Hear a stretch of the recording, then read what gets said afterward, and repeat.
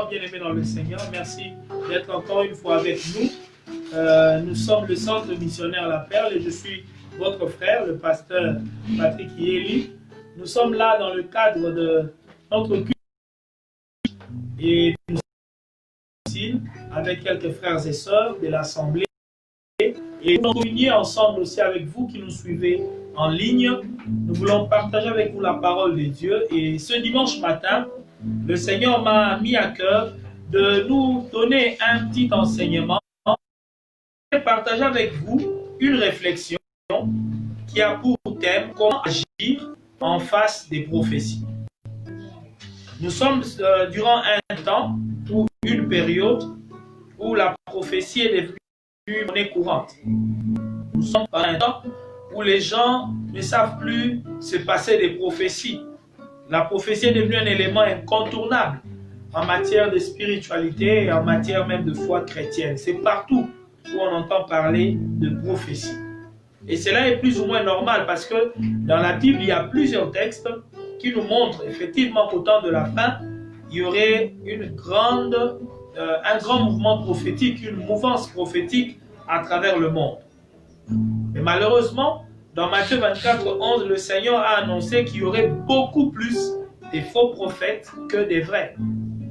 Dans Matthieu 24, 11, je disais, le Seigneur a dit plusieurs faux prophètes s'élèveront. Ils séduiront beaucoup de gens. Alors cela fait que certaines personnes, dès qu'on parle de prophétie, ils sont un peu allergiques.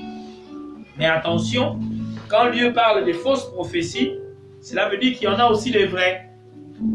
Toutes les prophéties ne sont pas mauvaises. Quand Dieu dit qu'il y aura des faux prophètes, donc il y aura aussi des vrais prophètes. On ne peut pas parler des faux s'il n'y a pas des vrais. Alors nous allons essayer ensemble avec vous aujourd'hui de voir un peu quelle est l'attitude que nous devrions avoir face aux prophéties par rapport au fait qu'il y a des faux prophètes, évidemment, il y a aussi des prophètes, il y a des fausses prophéties, mais il y a aussi des vraies prophéties. Nous devons savoir comment agir. Comment est-ce que nous pouvons réagir lorsque nous sommes en face d'une prophétie par rapport à notre temps? Alors, avant toute chose, je voudrais déjà que vous puissiez noter qu'il existe trois types de personnes, trois types de gens en rapport avec les prophéties. Premièrement, il y a ceux qu'on appellerait les fanatiques. Les fanatiques, c'est qui? Eh bien, ce sont les personnes qui aiment les prophéties, qui recherchent les prophéties tout le temps. Ils sont fans des prophéties, ils consultent le prophète en tout et pour tout. Ils courent derrière les prophéties. Ce sont des fanatiques. La deuxième catégorie, c'est ceux que j'appelle les crédules, les croyants. Ceux qui croient rapidement et même facilement à toutes sortes de prophéties. Il y a des gens, dès qu'on parle de prophétie, donc dès qu'il est question d'une révélation, ils croient, sans hésiter. Et la troisième catégorie, c'est ceux que j'appelle les incrédules. Les incrédules, eh bien, c'est ceux qui rejettent en bloc tout ce qui est prophétie. Dès qu'il est question de prophétie, ils rejettent. Ils ne croient pas aux paroles inspirées. Au fait, ce sont des personnes un peu trop rationnelles, des personnes qui n'accordent pas ou alors peu de crédit aux révélations spirituelles, aux visions, aux prophéties. Donc, ce sont les trois catégories des personnes que nous retrouvons. Et en face des prophéties, vous retrouverez toujours ces trois catégories-là. Il y a de ceux qui seront très fanatiques, qui aiment et recherchent les prophéties. Il y a ceux qui y croient rapidement, facilement. Et il y a ceux aussi qui n'y croient pas, qui rejettent cela assez aisément. Alors, dans la Bible, nous avons un texte qui nous montre l'attitude correcte qu'un chrétien devrait avoir en face des prophéties. Et ce texte-là, nous le trouvons dans 1 Thessaloniciens chapitre 5, versets 19 à 22. Je vous prie de le prendre dans vos Bibles. 1 Thessaloniciens 5, donc 19 à 22. Il est écrit, « N'éteignez pas l'esprit, ne méprisez pas les prophéties, mais examinez toutes choses, retenez ce qui est bon, abstenez-vous de toute espèce de mal. » Voilà le texte de base pour mon exhortation de ce matin. Et vous remarquerez que dans ce texte-là, il y a au moins 5 recommandations qui nous sont données et qui sont relatives à l'attitude à observer quand on est en face des prophéties. 5 recommandations. Et dans ces 5 recommandations, on parle d'abord de deux choses à ne pas faire. Les deux premières recommandations, ce sont des choses à ne pas faire. Tandis que les trois dernières recommandations, ce sont des choses à faire à l'égard des prophéties bibliques. Nous allons essayer un peu de décortiquer ces 5 recommandations et commençons par les deux premières qui nous parlent des choses à ne pas faire. Premièrement, il est dit, n'éteignez pas l'esprit.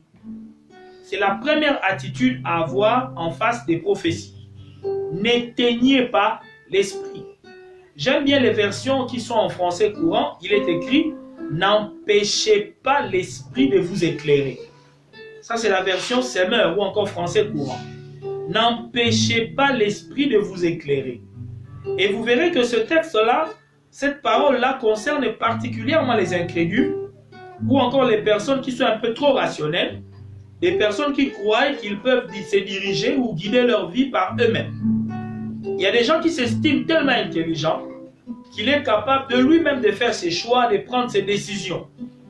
Il n'a pas besoin d'une révélation quelconque, il n'a pas besoin que le Saint-Esprit intervienne dans ses choix ni dans ses décisions. Bien aimé, c'est une grave erreur. Même si vous êtes sage, même si vous êtes intelligent, vous avez des diplômes, vous avez étudié, bien aimé, on a toujours besoin d'être guidé par l'Esprit de Dieu. Le Saint-Esprit dans la Bible est appelé le paraclet. Ce mot-là, parakletos, en grec, veut dire un conseiller, un guide. Le Saint-Esprit, son rôle justement, c'est de nous conduire dans la bonne voie. Dieu sait que nous ne sommes pas capables de nous conduire par nous-mêmes. La Bible, il est écrit, il n'est pas donné à l'homme qui marche de diriger lui-même ses pas. Un vrai chrétien, il ne se dirige pas lui-même. Un vrai chrétien a besoin de la conduite du Saint-Esprit. Il a besoin d'être conduit par l'Esprit de Dieu.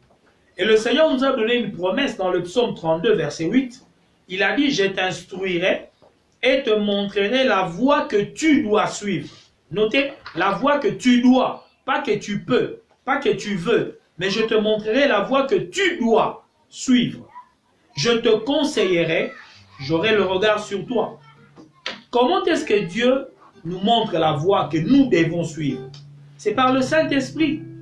C'est le Saint-Esprit qui, par la révélation, cette révélation peut venir sous forme de visions, de songes, de prophéties. Dieu peut nous guider. Il peut nous diriger, nous montrer la voie à suivre. Par le Saint-Esprit, Dieu peut nous conseiller.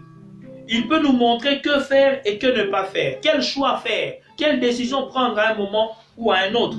C'est par le Saint-Esprit que Dieu peut nous donner ses instructions, que Dieu peut nous conseiller. Éteindre donc l'esprit. Quand la Bible dit n'éteignez pas l'esprit, éteindre l'esprit veut dire aussi empêcher toute manifestation de l'esprit. Parce que le Saint-Esprit bien-aimé, il se manifeste. Et dans la Bible, quand vous lisez 1 Corinthiens 12 au verset 7, les dons spirituels sont appelés des manifestations de l'esprit. Le don de prophétie, par exemple, c'est une manifestation de l'esprit. Le Saint-Esprit, considérez-le comme une grande fontaine, considérez cela comme un grand bassin, et les dons spirituels, c'est comme des canaux, comme des tuyaux, par lesquels le Saint-Esprit passe pour s'exprimer, pour se manifester. Donc la prophétie est une manifestation de l'esprit. C'est un moyen par lequel le Saint-Esprit passe pour nous conduire, pour nous instruire, pour nous diriger, pour nous conseiller, pour nous guider. Alors, lorsqu'une personne refuse déjà à la base de se laisser conduire par l'Esprit, ou encore, il n'est pas disposé à recevoir des informations, des instructions, des conseils qui viennent du Saint-Esprit, cette personne-là ne sera jamais ouverte à la prophétie.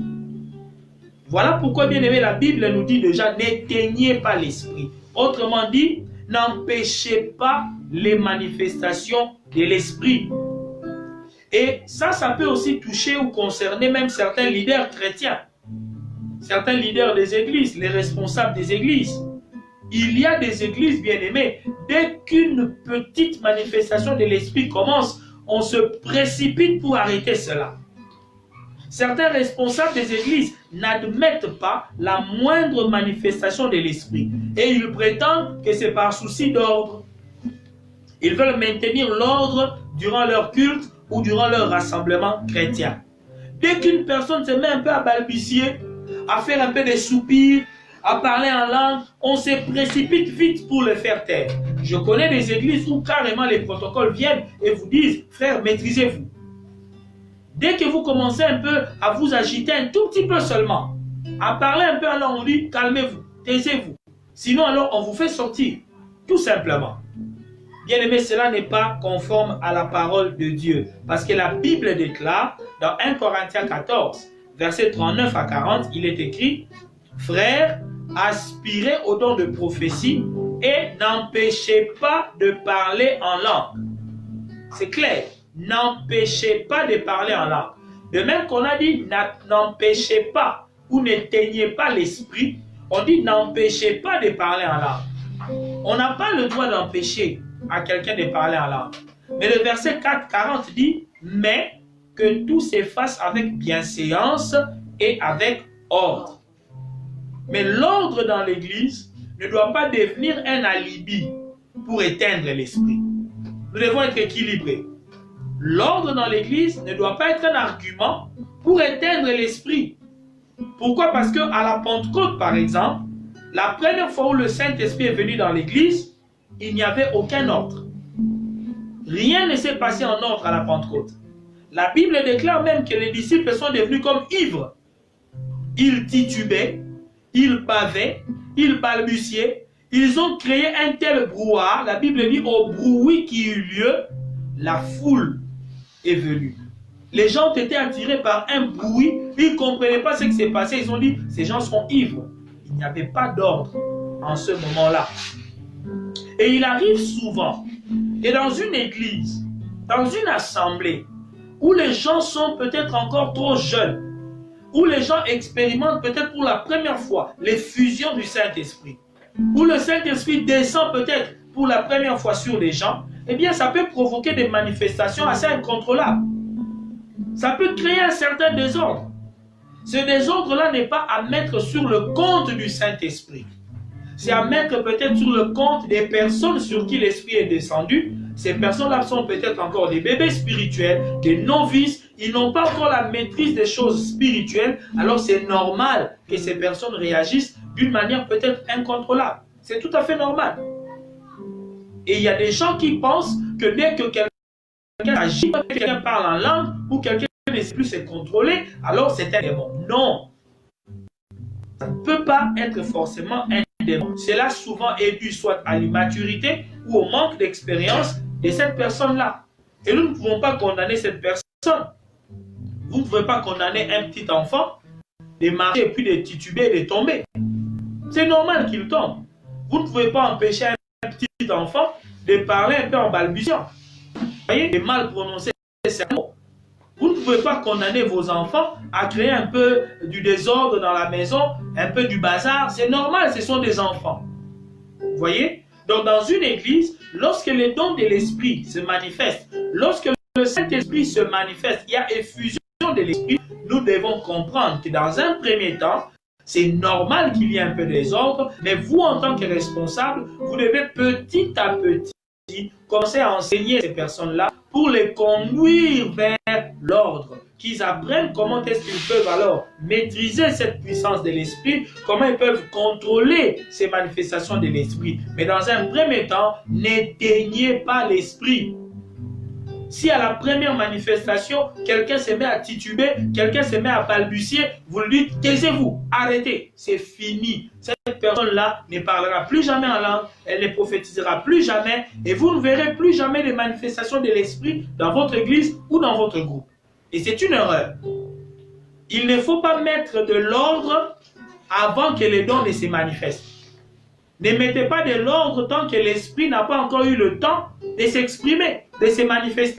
Laissez l'esprit se manifester d'abord. Laissez les dons opérer d'abord. Même si dans un premier temps ça opère dans un certain désordre, c'est normal. Ensuite, lorsque vous voyez que les dons sont opérationnels, commencez alors à mettre de l'ordre. Comment vous voulez mettre de l'ordre là où il n'y a encore rien? On ne met pas de l'ordre là où il y a les vides. Et en voulant tellement structurer les choses, organiser les choses, avant même que les dons spirituels ne soient là, en réalité, on éteint le Saint-Esprit, on empêche à l'Esprit de se manifester. Alors, les manifestations du Saint-Esprit, bien-aimé, peuvent parfois sembler irrationnelles, mais elles ont leur valeur, elles ont leur place dans la vie chrétienne, elles ont leur place dans l'Église. Nous devons jouer petit à petit, d'enseigner, d'ordonner cela avec le temps, mais ne condamnons pas et n'empêchons pas les manifestations de l'Esprit. Et dans ce domaine-là des manifestations de l'Esprit, ou encore des dons spirituels, dans 1 Corinthiens 14, 1, la Bible dit « Aspirez aux dons spirituels, mais surtout à celui de prophétie. » C'est la Bible qui le dit. Des vrais chrétiens ou une vraie église, c'est une église qui aspire aux dons spirituels, surtout aux dons de prophétie. Donc dans une église où on est allergique à tout ce qui est prophétie, dès que quelqu'un commence même un petit mouvement de prophétie, taisez-vous. Vous voyez le conducteur, arrêtez immédiatement, dit taisez-vous. On fait tout pour qu'il n'y ait jamais de révélation prophétique. Bien aimé, c'est dangereux parce que là vous éteignez l'esprit. Ce n'est pas une bonne attitude à avoir en matière de prophétie. La deuxième attitude qui nous est donnée dans ce texte de 1 Thessaloniciens, il est écrit « Ne méprisez pas les prophéties ». C'est la deuxième chose à ne pas faire. Lorsque la Bible dit « Ne méprisez pas les prophéties », le verbe « mépriser » signifie considérer quelqu'un ou quelque chose comme indigne d'estime, comme indigne d'attention ou d'intérêt. Lorsque vous méprisez quelque chose, eh bien pour vous, cette chose-là n'a aucun intérêt. C'est une chose qui n'a pas de valeur. Vous ne prêtez même pas attention à cela. Et la Bible nous dit de ne pas mépriser les prophéties. Autrement dit, vous ne pouvez pas ne pas prêter attention aux prophéties. Vous devez donner de l'intérêt aux prophéties. Vous devez avoir de l'estime envers les prophéties. Quand la Bible dit ne méprisez pas les prophéties sont données par les prophètes. Autrement dit, si vous ne devez pas mépriser les prophéties, vous devez aussi ne pas mépriser les prophètes. Ayez de l'estime pour les prophètes. Prêtez attention à leurs paroles. Il y a des gens au jour d'aujourd'hui, à cause des faux prophètes qui abondent, à cause des mauvaises expériences peut-être qu'ils ont eues, il y a des personnes aujourd'hui qui n'aiment même pas entendre parler des prophètes. Quand vous dites cet homme est pasteur, ça va encore. Quand vous dites c'est un évangéliste, ok. Dès que vous dites il est prophète, les gens sont allergiques aux prophètes au jour d'aujourd'hui. Mais bien aimés dans le Seigneur, nous ne devons pas rejeter les prophètes. Même s'il y a beaucoup de faux, nous ne devons pas mépriser les prophètes. Ne pas considérer tous les prophètes dans un même sac comme étant des faux et que nous devons les mépriser ou encore les rejeter. C'est dangereux. Ne méprisez ni les prophètes ni leurs paroles. Le mépris ou la négligence par rapport à un prophète ou à une parole prophétique, ça peut vous coûter cher. Je vous l'assure. Négliger un prophète ou encore négliger les paroles d'un prophète, ça peut vous coûter cher. Il faut éviter tout sentiment d'orgueil, de négligence. Il y en a qui par orgueil se disent, ah bon, moi les prophètes là, qu'est-ce que j'ai à faire d'un prophète? Je me prendrai moi-même en charge. Tant mieux, ce n'est pas un problème. Mais Dieu n'est pas idiot, Dieu n'est pas insensé s'il a mis des prophètes dans le corps de Christ. Si Dieu a donné le don des prophéties, ce n'est pas en vain. C'est pour un but. Donc nous ne devons pas mépriser les prophéties ni les prophètes ou encore les rejeter, les négliger. Si vous rejetez un prophète, vous pouvez rejeter en même temps une bénédiction que vous pourriez obtenir à travers ce prophète-là. La Bible nous dit que si quelqu'un reçoit un prophète, en qualité de prophète, il recevra une récompense de prophète.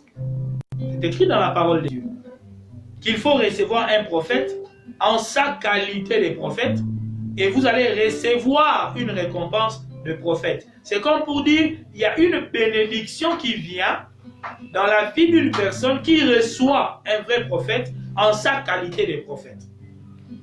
Sinon vous refusez et que vous rejetez tous les prophètes, vous manquez certaines bénédictions.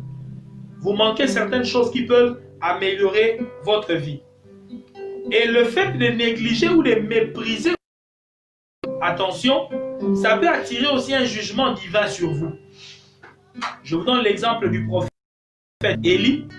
Quand vous lisez votre Bible, vous remarquerez qu'un jour, le prophète Élie était dans sa grotte ou sur sa montagne en train de prier. Le roi Akab a envoyé des militaires pour aller ordonner au prophète de descendre de sa montagne pour aller comparaître devant le roi. La Bible nous dit qu'il y a 50 militaires qui sont venus avec leur chef. Et quand ils arrivent devant les prophètes, ce chef de militaire dit au prophète, « Ainsi parle le roi, homme de Dieu, descends de ta montagne, on t'amène chez les rois. » Au fait, ils sont venus manu militari. Ça veut dire que ce n'était pas qu'il lui proposait, si tu veux, tu viens. Non. C'est pour l'escorter manu militari. Tu vas voir le roi maintenant. C'est comme s'il y avait un mandat d'arrêt à l'égard du prophète Élie. Vous savez ce qu'il a dit? Si je suis homme de Dieu, que le feu descende et vous consume. Et le feu descend et a consumé ces gens-là. Ça s'est passé à 2 reprises.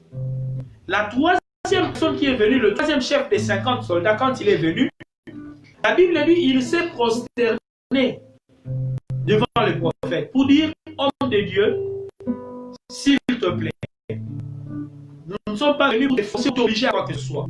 Si tu le veux bien, suis-nous pour que nous puissions aller vers le roi.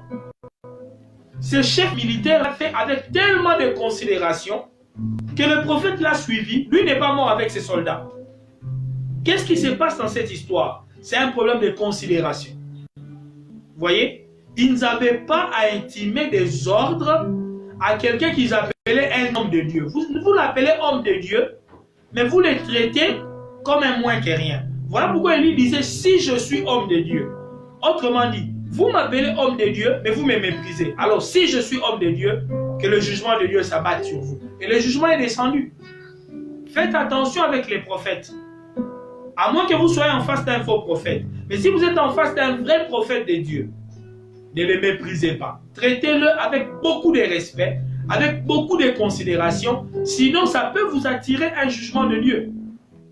C'est très important. Faites de sorte que vous n'ayez pas de problème avec les prophètes de Dieu. Mépriser un prophète ou mépriser une prophétie, ça peut vous coûter cher, ça peut même vous coûter la vie.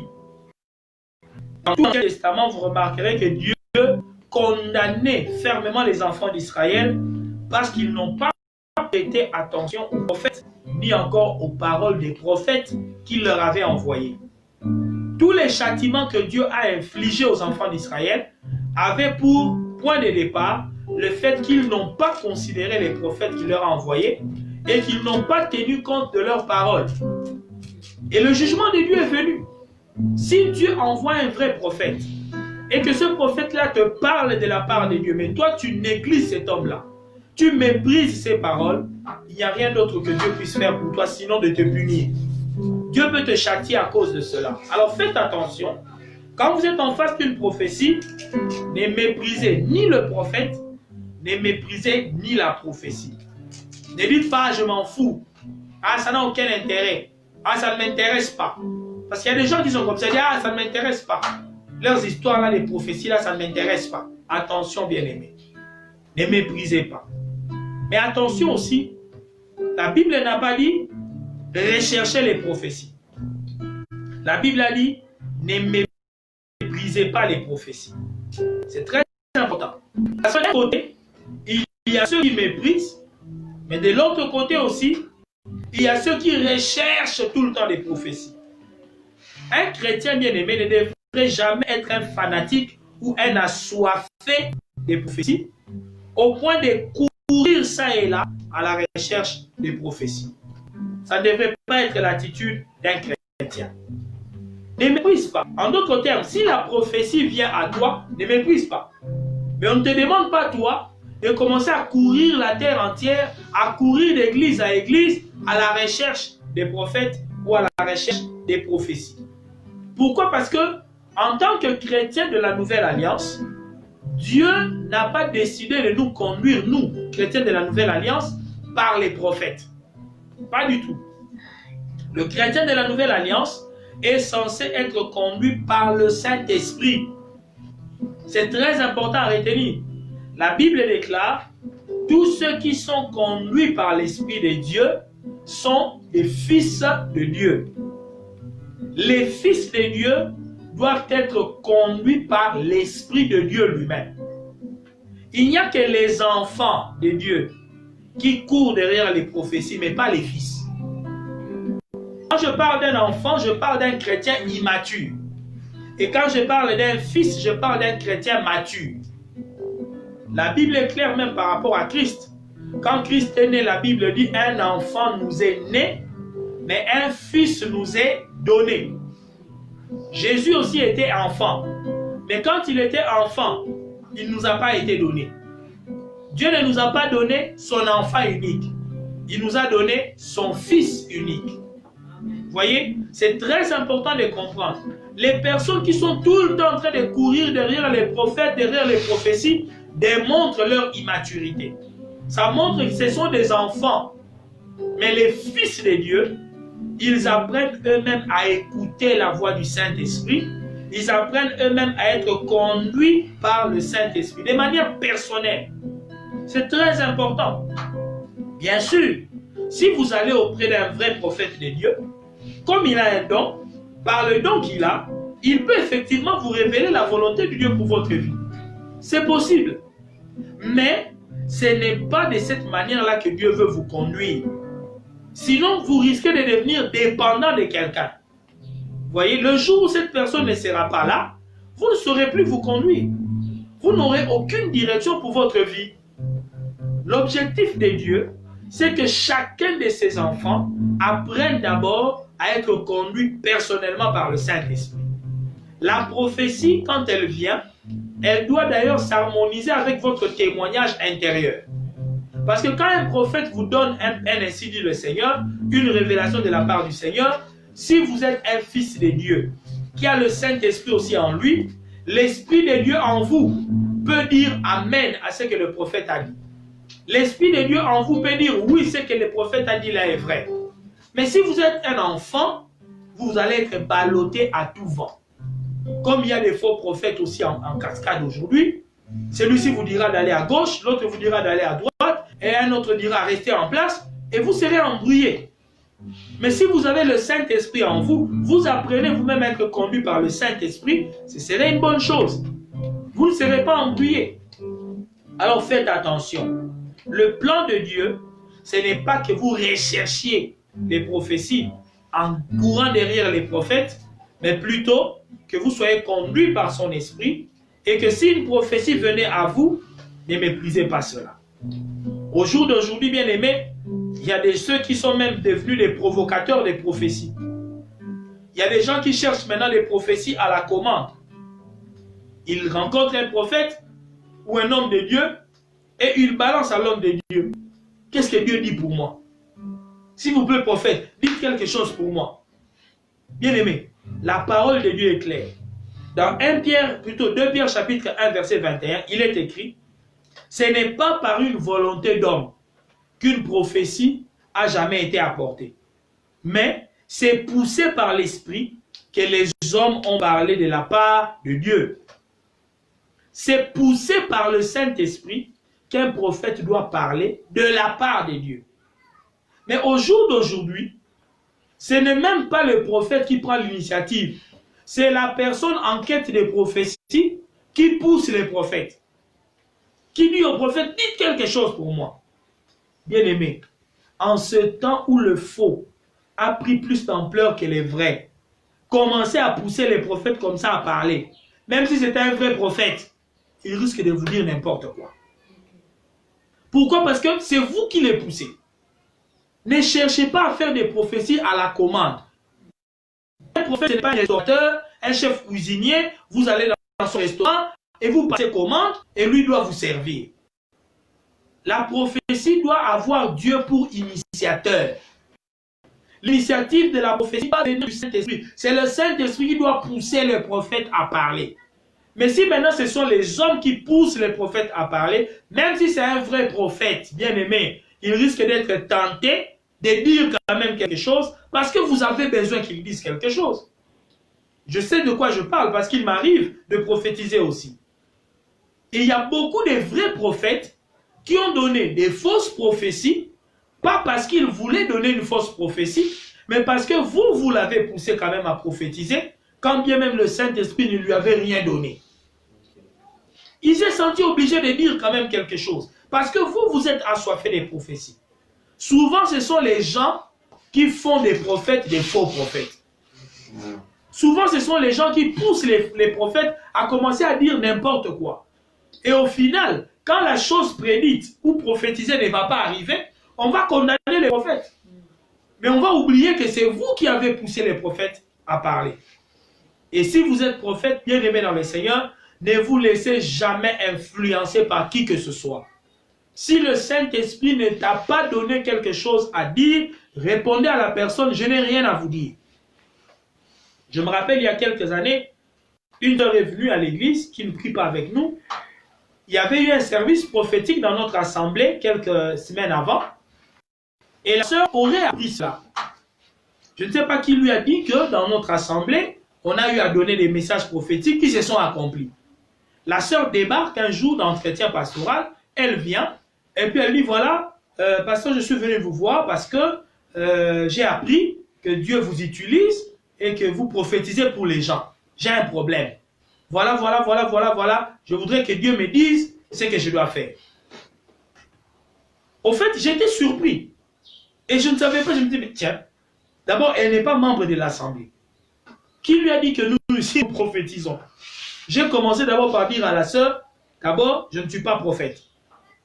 J'aimerais que ce soit clair, je ne suis pas prophète. Par mon appel, je suis évangéliste. Et je dirige une église, donc je suis pasteur, berger d'un troupeau. Je ne suis pas prophète. Alors, par rapport à votre problème, j'ai ouvert la Bible et j'ai commencé à exhorter la sœur. Je lui ai dit, par rapport à ton problème, voilà ce que la parole de Dieu dit, voilà comment tu peux procéder, voilà comment tu peux essayer de marcher. Et je voyais dans le visage de la sœur qu'elle était déçue. En fait, elle ne voulait pas que je lui lise la Bible. Elle voulait que je puisse fermer les yeux, lui dire, Dieu me montre, Dieu me dit. Mais Dieu ne m'a rien dit. Dieu ne m'a rien montré par rapport à ce cas. Qu'est-ce que je devais faire? Inventer une prophétie pour satisfaire sa démangeaison? Voilà pourquoi la Bible dit qu'au temps de la fin, les gens auront la démangeaison d'entendre des choses agréables. Et malheureusement, beaucoup de prophètes tombent dans le panneau. Que Dieu bénisse les prophètes qui vont parfois quelque part et ils arrivent dans un culte où on attendait qu'ils donnent 1000 prophéties et ils viennent, ils prêchent seulement la parole et ils rentrent. Mon grand frère qui est ministre de Dieu aussi, il est prophète. Il a été invité une fois dans une église comme cela. Il a été invité en tant que prophète. Et il arrive dans l'église, le Saint-Esprit lui a dit, prêche sur la repentance. Il a commencé son message, du début à la fin, il n'a fait que marteler sur le péché, marteler sur la repentance, marteler sur la confession des péchés. À la fin, il fait un appel pour que les gens acceptent Christ. Et quand il dit Amen, Amen, le pasteur de l'église l'appelle au bureau pour lui dire, pasteur, qu'est-ce que vous avez fait? Ah, prophète, on attendait autre chose. Nous, on voulait vraiment que les gens voient les dons. Et mon frère lui a dit, oui, toi tu voulais le don, mais mon maître à moi, le Saint-Esprit m'a demandé, moi, de prêcher sur la repentance. Et c'est comme cela que nous devrions être. Si vous avez un don de prophétie, apprenez à opérer comme cela. C'est très important. Et vous qui êtes chrétien, vous qui n'avez pas peut-être les dons de prophétie, faites attention. L'initiateur de la prophétie ne doit jamais être un homme. Ça doit être ni le prophète, ni vous qui aspirez à ce qu'on prophétise sur vous. Ne poussez jamais un prophète à prophétiser sur vous. Je ne dis pas non plus que si vous poussez un prophète à prophétiser sur vous, il mentira forcément. Non, pas du tout. Pas du tout. Un prophète, au moment où vous lui demandez de prophétiser sur vous, l'onction de Dieu peut être sur lui et il peut immédiatement commencer aussi à prophétiser. Oui, c'est possible. Mais c'est une mauvaise manière de faire parce que vous mettez au fait le prophète dans un conditionnement psychologique et il y a des grands risques que des mauvaises choses s'infiltrent en ces moments-là parce que l'initiative n'est pas partie de Dieu, l'initiative est partie de vous. Donc évitez le plus possible Très important. Chose à ne pas faire, n'éteignez pas l'esprit, ne méprisez pas non plus les prophéties ni les prophètes. Passons à la troisième attitude. Et à partir de cette troisième attitude, on nous montre maintenant les choses à faire. Qu'est-ce que vous devez faire lorsque vous êtes en face d'une prophétie? Troisième attitude, la Bible dit examinez toutes choses. Le verset 21, bien aimé dans le Seigneur, de ce texte-là de 1 Thessaloniciens, nous dit d'examiner toutes choses. Le verbe examiner veut dire analyser, faire subir un examen ou un test afin de tirer une conclusion. C'est comme on va au laboratoire. Quand quelqu'un dit qu'il va au laboratoire pour faire un test, pour faire des examens, en réalité, la personne amène un échantillon. Et l'échantillon est regardé au microscope, c'est-à-dire on cherche à disséquer, à regarder jusqu'au moindre élément qui est dans cet échantillon pour savoir est-ce qu'il n'y a pas de microbes dedans, est-ce qu'il n'y a pas un peu de virus dedans, est-ce qu'il n'y a pas de bactéries dedans. On passe au microscope. C'est comme cela qu'on fait des examens médicaux. Et la parole de Dieu nous demande de faire la même chose. Quand vous recevez une prophétie, bien aimée dans le Seigneur, vous avez un échantillon à amener au laboratoire. Vous devez amener cet examen au laboratoire, commencer à disséquer. Vous devez vous donner du temps et les moyens pour discerner cette prophétie. C'est très important. Et la Bible est tellement claire qu'elle a dit examiner toutes choses. On n'a pas dit examiner une chose seulement. Examiner toutes choses. Quelles sont ces choses-là que vous devez examiner? Premièrement, posez-vous la question, qui prophétise? Qui a donné la prophétie? Qui est-il? Il est important d'analyser le profil du prophète ou de la prophétesse qui est en face de vous. Qui vous a donné le message prophétique? Qui est-il? Il est qui pour vous? Il est qui par rapport à vous? Moi, je connais des gens qui ne prophétisent jamais de bonnes choses pour les autres. Tout simplement parce que déjà les deux personnes ne s'entendent jamais. Je suis pasteur, je sais de quoi je parle. Nous avons été dans des groupes de jeunes, on a été aussi tous novices dans le domaine de la prophétie, et on a vu ça. Que cette sœur et celle-là ne s'entendent pas beaucoup. Elles n'ont pas beaucoup d'affinité. Alors, quand la sœur là qui n'aime pas l'autre commence à prophétiser, elle n'a jamais prophétisé de bonnes choses pour l'autre là. Jamais. Elle peut donner de bonnes prophéties sur tout le monde, mais quand elle arrive à prophétiser sur l'autre là, c'est toujours abandonne les péchés, Dieu va te frapper, Dieu va te frapper. Mais tiens, moi c'est toujours Dieu va me frapper. Dieu ne dit jamais de bonnes choses pour moi. Vous voyez? Le profil de la personne qui prophétise sur toi est très important à savoir. Il est qui par rapport à toi?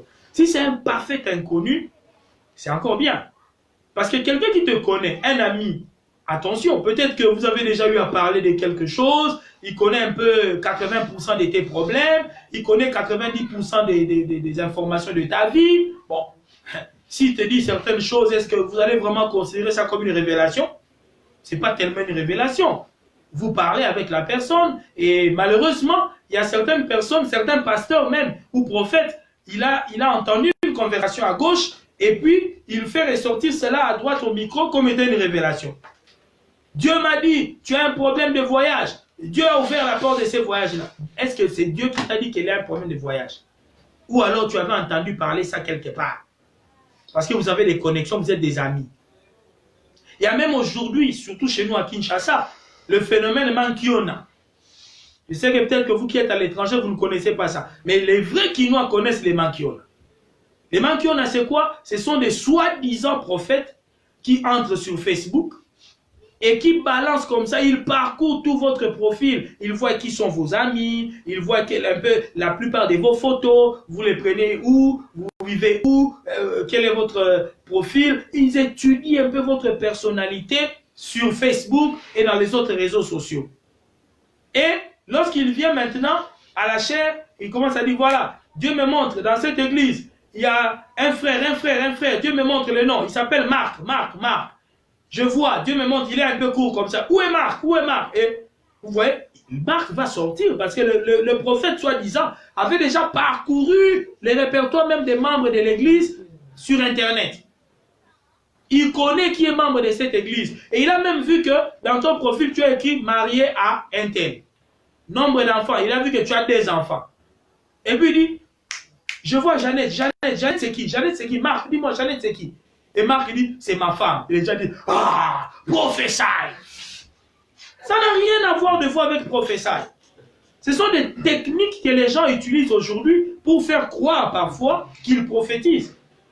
Je ne suis pas en train de dire que partout vous verrez de tels scénarios, c'est forcément faux. Non. Mais la réalité est que maintenant, certains soi-disant prophètes utilisent même des renseignants. Ils se renseignent sur la vie des gens. Il sait qu'il va aller prêcher dans telle église, il parcourt les statuts des membres de cette église-là, il pose des questions, il se renseigne et il a un certain bagage d'informations. Quand il arrive dans l'église, il s'est fait passer pour un révélateur des secrets et pourtant, c'est quelqu'un qui a mené des enquêtes pour comprendre un peu ce qui se passe dans la vie des gens, dans une famille ou dans une église. Bref, posez-vous toujours la question, qui est cet homme? Est-ce que ce prophète-là est crédible? Quelle est sa réputation en matière de prophétie? Est-ce que c'est une personne dont le don est éprouvé? Parce que quelqu'un peut avoir un don de prophétie, mais le don n'est pas encore éprouvé. Le don n'est pas encore confirmé. C'est comme ça que dans certaines églises, malheureusement, une sœur donne 2 ou 3 messages prophétiques, boum, on lui colle l'étiquette de prophétesse. Et d'emblée, vous voyez la sœur, comment ça s'appelait prophétesse?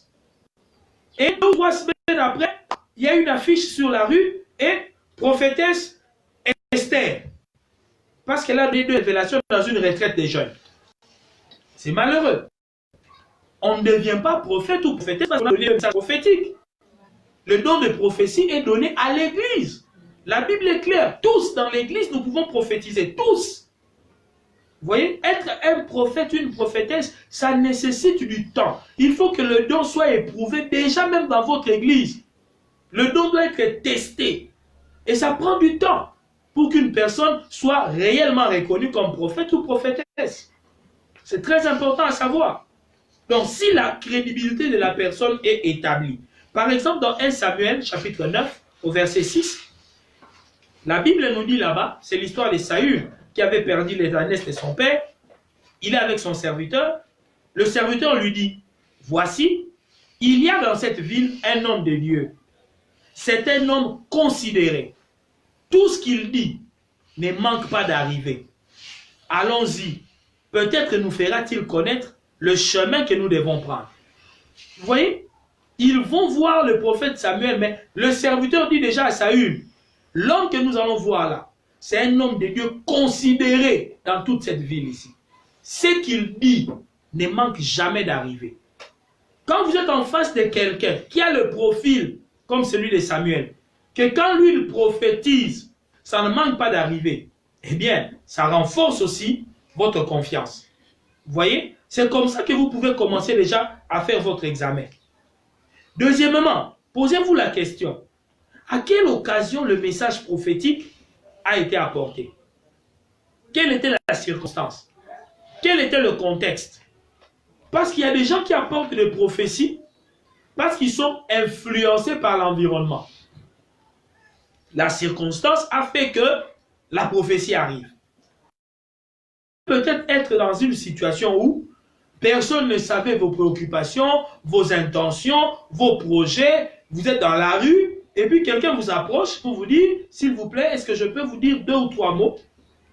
Et vous voyez l'inconnu en train de vous dire des choses qui correspondent exactement aux réalités présentes de votre vie. Alors, le fait que ça se soit passé dans la rue, ce n'était même pas un contexte religieux, ce n'est pas un contexte de culte. Vous pouvez prêter attention pour dire, tiens, comment cet inconnu m'a approché comme ça dans la rue? Et c'est comme ça que les anges de Dieu parfois nous parlent. Il y a des gens qui ne savent pas qu'ils ont rencontré des anges dans la rue, en forêt. Tu es en prière et puis en forêt, tu vois quelqu'un qui débarque et il te dit des choses et puis après vous dites au revoir, il s'en va. Et tu n'as plus jamais retrouvé cette personne-là. Peut-être que c'est un ange de Dieu qui est venu te parler de la part du Seigneur. Analysez la circonstance. C'est très important. Ça peut être une indication déjà pour voir est-ce que ce qu'on m'a dit peut être acceptable ou pas. Dieu bien-aimé ne parle pas tout le temps. Ça, vous devez retenir. Dieu ne parle pas tout le temps. Si vous voyez un prophète qui est en mode prophétique tout le temps, il est très dangereux. Très dangereux. Dieu ne parle pas tout le temps. Dieu ne parle pas non plus pour faire le buzz ou pour le fun. Et c'est à tout moment, donc, dès que le prophète voit deux personnes arriver, il entre en mode prophétie. Peu importe la circonstance, vous êtes en train de manger un peu de foufou. Il voit seulement 2-3 personnes. Celui-ci, il mange un peu plus que les autres. Il entre en mode prophétie. Dieu me dit, si tu continues à manger comme ça, tu auras des problèmes d'estomac. Oh! C'est quoi là? C'est quoi le problème? Juste parce qu'on est en train de manger, que moi je mange un peu plus vite.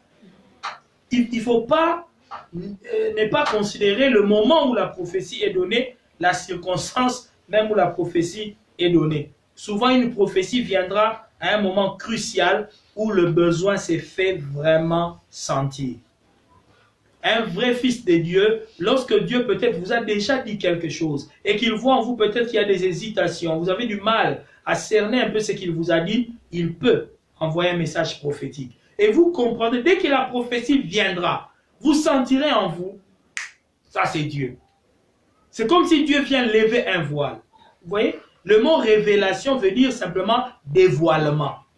Dieu envoie une révélation lorsqu'il a déjà peut-être dit quelque chose, mais la chose vous semble voilée, cachée, vous ne voyez pas, vous ne comprenez pas. Alors la prophétie vient pour lever le voile, lever le rideau, afin que vous voyez clairement. C'est très important. Il faut voir aussi le contenu même de la prophétie. Bien aimé, il y a des prophéties, dès que tu vois un peu le contenu de cette prophétie déjà, tout est creux. Quelqu'un commence à prophétiser et puis, c'est moi Dieu, je suis avec vous, ne craignez pas, je suis avec vous, au nom de Jésus, amen. La prophétie a pris fin. Qu'est-ce qu'il y a de nouveau? Quel est le message qui est vraiment révélé là-dedans? La Bible est claire, là où 2 ou 3 sont réunis en mon nom, je suis au milieu d'eux. C'est normal. Et Dieu est au milieu de nous, que tu le dises ou pas. Nous savons qu'il est au milieu de nous parce que nous sommes réunis en son nom. Alors, est-ce qu'on peut vraiment appeler ça une prophétie? Le contenu est creux, il est vide. Il n'y a pas un aspect surnaturel dedans. Il n'y a rien qui nous montre que ce soit vraiment un message prophétique. Je ne dis pas que dans une prophétie, on ne peut pas dire Dieu est avec nous. Au-delà de Dieu est avec nous, il faut qu'on sente une touche surnaturelle. Il faut qu'il y ait un élément nouveau. Qu'il y ait un élément qui nous montre que voilà, Dieu a voulu nous parler pour nous révéler quelque chose. Mais s'il n'y a vraiment pas d'élément surnaturel, le contenu ne peut pas vraiment être considéré comme une prophétie. Alors, analysez le contenu de la prophétie. Et pour analyser le contenu de la prophétie, posez-vous certaines questions. Quel est le message creux, le message central plutôt de cette prophétie? Est-ce qu'il y a dans cette prophétie des informations vraiment qui correspondent à ma vie? Parce qu'il y a des fois un prophète comme ça, il vous déballe des choses et vous analysez de A à Z, rien ne correspond vraiment à votre vie. Vous ne voyez même pas de connexion avec les réalités de votre vie. Ça peut être un message douteux quand même. Est-ce que cette prophétie-là vous aide-t-elle à comprendre une situation actuelle de votre vie? Est-ce que cette prophétie-là vous aide à comprendre un peu un phénomène qui se passe dans votre entourage? Est-ce qu'il y a une promesse particulière qui est contenue dans cette prophétie? Est-ce que Dieu est en train de vous donner un avertissement particulier dans cette prophétie-là? Est-ce que dans cette prophétie, il y a un message qui peut soit vous inviter à la repentance? Est-ce qu'il y a là un ordre? Dieu vous demande, vous ordonne de faire quelque chose. Prenez toujours votre temps. Disséquez la prophétie, mot par mot. Examinez, discernez cela. Ne consommez pas rapidement une prophétie comme un plat chaud. Ça, je vous le déconseille. Si vous aimez manger les plats à chaud, un peu comme moi, mais une prophétie, ne mangez jamais une prophétie à chaud. C'est très dangereux. Prenez le temps de discerner, de disséquer cela. Et si vous avez un conducteur spirituel, allez vers votre conducteur. Allez vers votre pasteur, votre encadreur spirituel. N'hésitez pas. Partagez ces messages prophétiques avec lui. Essayez de discerner même ensemble. N'ayez pas l'habitude de dissimuler des révélations ou encore de dissimuler des prophéties à votre conducteur spirituel. C'est dangereux. Beaucoup de gens là, surtout qui courent les prophètes à gauche, à droite, quand il reçoit sa prophétie là-bas à gauche, il ne dit pas au pasteur. Là, il est devenu fan du prophète. Ah, je veux voir les prophètes. Ah, on va à la montagne avec les prophètes. Ah, avec les prophètes. Mais quand ça noircit là-haut, on se rappelle qu'on a un pasteur. Et on revient vers le pasteur pour que le pasteur joue au pompier. Et quand le pasteur pose la question, qu'est-ce qui ne va pas? C'était quoi? Oh non, pasteur, vous savez, il y a 8 mois, un prophète m'avait dit. Et le prophète avait dit, mais pourquoi tu ne m'avais pas dit? Vous voyez? Et le prophète lui a dit, et il s'est engagé, il s'est emballé dans ce que le prophète a dit. Mais quand ça a tourné au vinaigre, alors on revient vers le pasteur, vers le conseiller. C'est une erreur. C'est que le prophète vous a dit, le prophète n'est pas votre pasteur. Il n'est peut-être pas votre conducteur spirituel. Revenez auprès de votre pasteur. Exposez peut-être ce que le prophète a dit. Essayez de trouver une sagesse ou un discernement ensemble. Parce que peut vous placer dans une position dangereuse au cas où il s'agirait peut-être d'un pseudo-prophète ou au cas où il s'agirait d'une manipulation. Moi, je connais des gens qui ont déjà eu à donner leur argent, ils ont donné même des biens à un soi-disant prophète, et après coup, il vient voir le pasteur. Excusez-moi de le dire, il y a même des sœurs qui sont sorties, qui ont eu à coucher avec des soi-disant prophètes, parce que le prophète lui a dit des choses bizarres, et après coup, qu'on vient voir le pasteur, non pasteur, vous voyez les prophètes là? Oh oui, je connais. Voilà ce qui s'est passé avec lui. Oh, comment tu en es arrivé jusque-là, mais tu n'as rien dit au pasteur? Vous pouvez être manipulé si vous ne vous confiez pas en votre pasteur. Donc faites attention, examinez toutes choses à la loupe et faites-vous aider même pour cet examen-là. La quatrième attitude, qui est aussi une attitude à avoir devant les prophéties, la Bible dit « Retenez ce qui est bon ». Retenez ce qui est bon.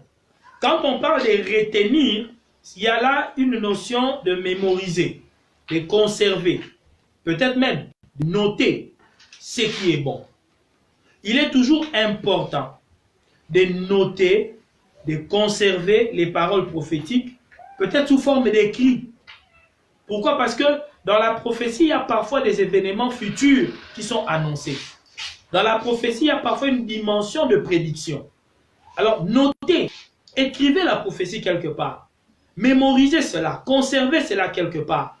Dans Habakkuk chapitre 2 au verset 2, il est écrit, « L'Éternel m'adressa la parole et il dit, écris la prophétie, grave-la sur des tables, afin qu'on la lise couramment. » C'est Dieu qui dit, écris la prophétie. C'est important. Il y a des gens à qui on a donné une prophétie et il n'a pas écrit. 2 jours après, il a tout oublié. Vous voyez? Or, quand vous écrivez, de temps en temps, vous réalisez, il se peut que la situation qui a été prédite par la prophétie est déjà en train de s'accomplir dans votre vie. Et quand vous réfléchissez, ah, mais Dieu m'avait dit qu'il y avait quelque chose comme ça qui arriverait, vous saurez quoi faire. Vous saurez quelle direction prendre, quel choix faire. Mais quand vous ne notez pas, vous oubliez, eh bien, vous pouvez manquer même le moment de l'accomplissement de la prophétie. C'est très, très important de retenir la prophétie et ça va vous aider. En plus, lorsque vous retenez la prophétie, vous pouvez même commencer à prier par rapport à cette prophétie-là. Parce que n'oubliez pas, le fait de recevoir une prophétie, ce n'est pas une garantie que la prophétie va s'accomplir. C'est très important. Le fait de recevoir une prophétie, ce n'est pas la garantie de l'accomplissement. Et c'est comme ça qu'il y a des gens des fois qui se plaignent. Ah, mais Dieu avait dit, on avait prophétisé sur moi que cette année n'allait pas se terminer, j'allais me marier. Ah bon? Maintenant, lorsque vous avez reçu la prophétie, est-ce que vous l'avez conservée? Est-ce que vous l'avez gardée? Est-ce que vous l'avez retenue? Est-ce que vous avez prié en fonction de cette prophétie? Parce que toute bonne parole que Dieu nous donne, que ce soit sous forme de prophéties, de révélations, de songes, des visions, c'est un peu comme une grossesse. Quand la sémence de Dieu, la parole de Dieu entre en nous, c'est comme pour nous féconder à l'intérieur. Il y a un enfant qui se forme là à l'intérieur. Cet enfant-là, il faudra l'enfanter, il faudra l'accoucher. Quand l'ange Gabriel a dit à Marie, tu deviendras enceinte, tu enfanteras un fils. Marie n'était pas encore enceinte. Elle est devenue enceinte quand la parole est entrée en elle. Quand elle a dit, je crois à cette parole, je reçois cette parole, la grossesse a commencé. Et c'est la même chose avec la prophétie. Quand vous entendez une prophétie, elle entre en vous, c'est une grossesse. Ça se développe en vous, ça grandit en vous.